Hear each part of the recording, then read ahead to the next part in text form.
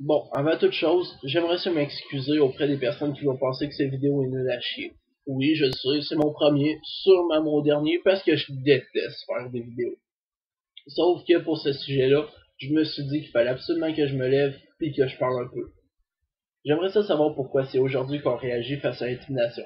L'année passée, il y en avait autant, on n'a juste pas parlé d'une personne qui est morte à cause de ça. Il a fallu que Marjorie Raymond se suicide à cause qu'elle se faisait écœurer. Dans un mois, l'intimidation va revenir. Puis pourquoi? Parce qu'il y a des mondes qui ont des problèmes mentaux.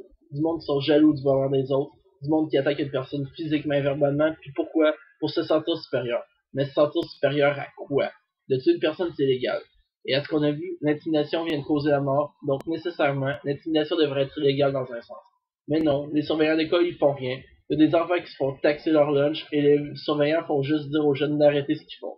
Mais ces jeunes-là, ils vont recommencer plus tard. Pourquoi? Parce que c'est pas en disant à une personne d'arrêter que ça va lui donner une leçon.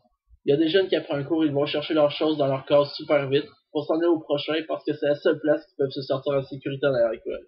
Je sais, je l'ai fait trop longtemps.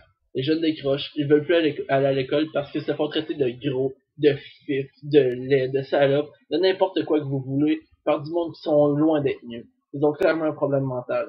C'est de bons exemples pour les jeunes du primaire. L'école secondaire ou la place de ta vie où si tu prends pas ta place bien vite, ben tu risques seulement de perdre ta place dans ton monde. Dans le sens que c'est toujours ceux qui ont pas d'amis au secondaire, toujours ceux qui sont pas sociables, ceux qui sont timides, ceux toujours ceux qui se font intimider parce que les intimidateurs, justement, sont trop losers. Faut qu'ils s'attaquent absolument à la personne la plus faible. Et grand, si tu t'attaquais à quelqu'un de ta taille ou à une gang, je peux te dire que tu mangerais une crise de volée. Le gars ou la fille qui a des cœurs, il t'a fait quoi? Absolument rien probablement. Donc lâche les dons, parce que le loser dans cette histoire-là, je pense bien que c'est toi.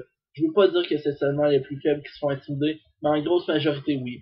On parle, mais on agit même pas. Ça a pris la mort d'une fille de 15 ans pour que ça ait un aussi gros impact.